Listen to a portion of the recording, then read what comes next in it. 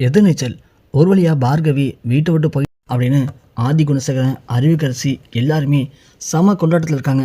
இந்த தர்ஷன் போயிட்டு ஈஸ்வரிக்கிட்ட என்ன பேசினாலும், இந்த ஈஸ்வரி என்ன நினச்சாலும் இதுக்கப்புறம் ஒன்றும் யாராலையும் கலட்டவே முடியாது. இந்த கல்யாணம் திட்டமிட்டபடி கண்டிப்பாக நடக்கும்.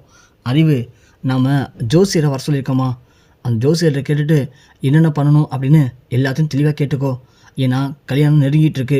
கல்யாணத்துக்கு நாம் என்னெல்லாம் பண்ணணும் அப்படின்னு எல்லாத்தையும் கேட்டு தெரிஞ்சுக்குங்க. அதுக்கு தேவையான எல்லா பொருளையும் வாங்கிடணும், புரியுதா? அப்புறம் கல்யாணத்து அன்னைக்கு அது இல்லை இது இல்லைன்னு அங்கே ஓடுறது இங்கே ஓடுறது எதுவும் வச்சக்கூடாது. ஏன்னா மண்டபத்துக்குள்ளே போயிட்டோம் அப்படின்னா அதுக்கப்புறம் நம்ம மண்டபத்தை விட்டு வெளியே வரவே கூடாது. ஏன்னா இங்கே தான் ஒருத்தன் ஓடுகள் இருக்கானே, விட்டால் எப்படா ஓடலான்னு பார்ப்பான். அது மட்டும் இல்லை, நம்ம வீட்டில் இருக்கிற பொம்பளைங்களாம் எப்போ நம்மளை கழுத்தறுக்கலான்னு பார்த்துட்ருக்காளுங்க. அதனால் நாம் அங்கே போயிட்டு அதில் இதில் தேடிட்டு இருக்கும்போது இவளுங்க நமக்கே தண்ணி காட்ட பார்ப்பாளுங்க. அதனால் முடிஞ்ச வரைக்கும் எல்லா ஜாமானையும் ரெடி பண்ணிவிடுங்க. ஜோசியர் வந்ததுக்கப்புறமா ஜோசியர் சொல்கிற பரிகார பூஜைக்கு தேவையான எல்லாத்தையும் வாங்கிடுங்க. ஏன்னா ஒரு பரிகார பூஜையை கல்யாணத்துக்கு முதல்ல நம்ம பண்ணுறோம். என்னை வச்சு பண்ணாதான் நம்ம சுற்றி இருக்கிற எல்லா கெட்ட சனிகளும் விலகும். ஏன்னா நம்ம சுற்றி கெட்டது மட்டும் தானே இருக்குது. அந்த கெட்டதை விலகினா தான் இந்த கல்யாணம் நல்லபடியாக நடக்கும்.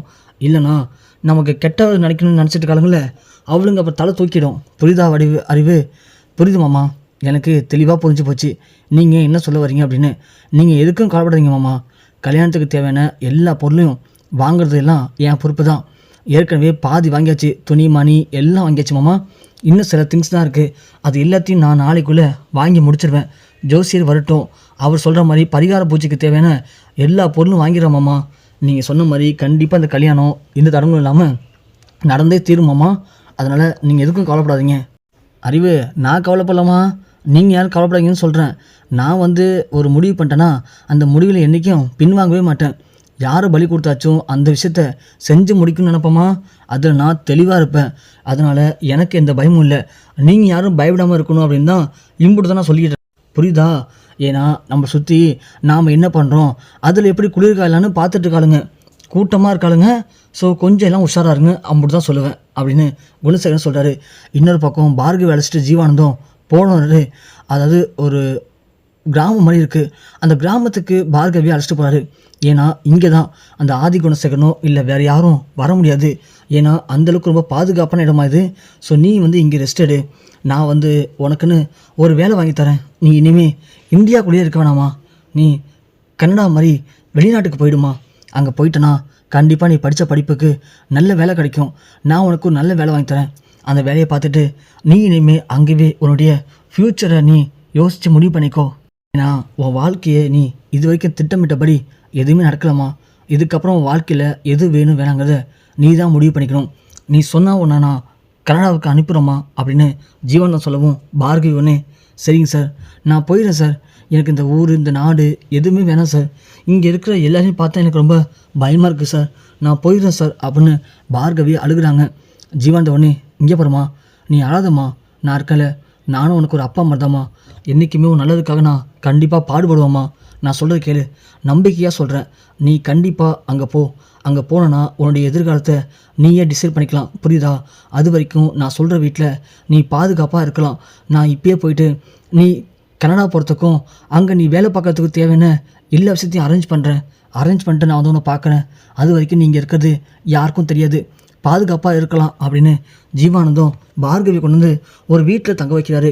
இங்கே நம்ம ஈஸ்வரி தர்ஷனுக்கு சத்தியம் பண்ணி கொடுத்துருக்காங்க. இங்கே போய் தர்ஷா, எது நடந்தாலும் சரி கண்டிப்பாக நாங்கள் உனக்கு பார்கவியை கல்யாணம் பண்ணி கொடுப்போம். உங்கள் அப்பா இல்லை, யார் வேணாலும் என்ன வேணும்னு நினைக்கட்டும், அதுக்காக அவங்க திட்டமிட்டபடி எல்லாத்தையும் செய்யட்டும். ஆனால் கடைசி நேரத்துலையாவது நாங்கள் உள்ளே பூந்து அந்த கல்யாணத்தை நிப்பாட்டி உனக்கும் பார்கவிக்கும் கண்டிப்பாக கல்யாணம் பண்ணி வைப்போம் தர்ஷா.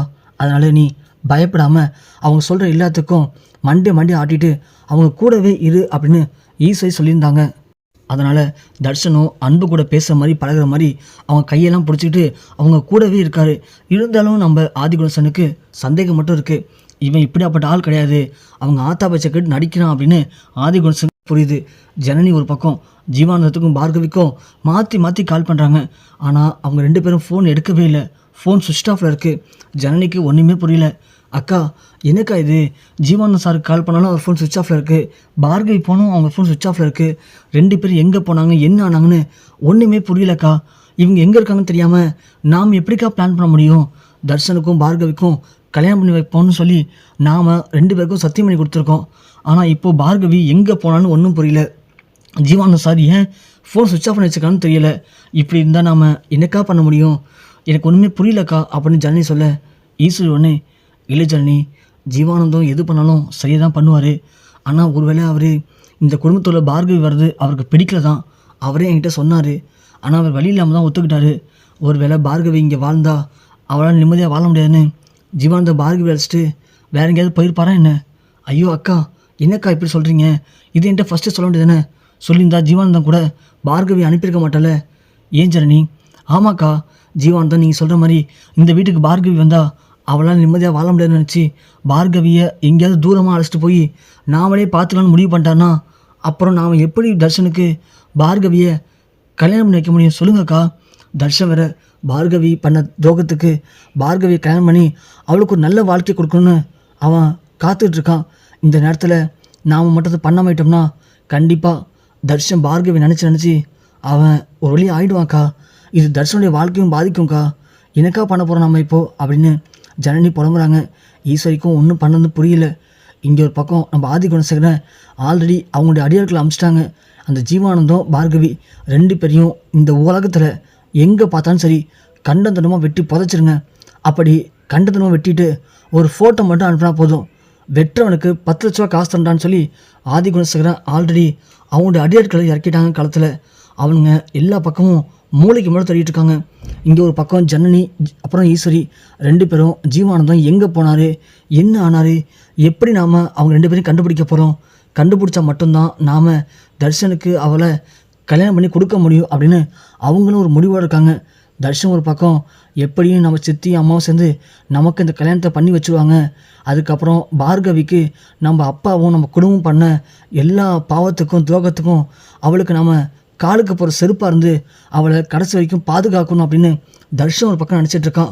ஸோ இங்கே ஆதி குணசேகரன் ஒரு திட்டம், நம்ம வீட்டு பொம்பளைங்க ஒரு திட்டம், 2 பேர் திட்டத்துக்கும் 2 பொண்ணுங்க இருக்காங்க. அந்த 2 பொண்ணுங்களில் யாரை நம்ம தர்ஷன் கல்யாணம் பண்ண போகிறாரு, யாரை கல்யாணம் பண்ணி யார் கூட வாழ போகிறாரு, தர்ஷன் பார்கவியை கல்யாணம் பண்ணணுமா இல்லை அன்பு கல்யாணம் பண்ண போகிறா, என்ன நடக்க போகுது அப்படிங்கிறத பொறுத்து வந்து பார்க்கலாம்.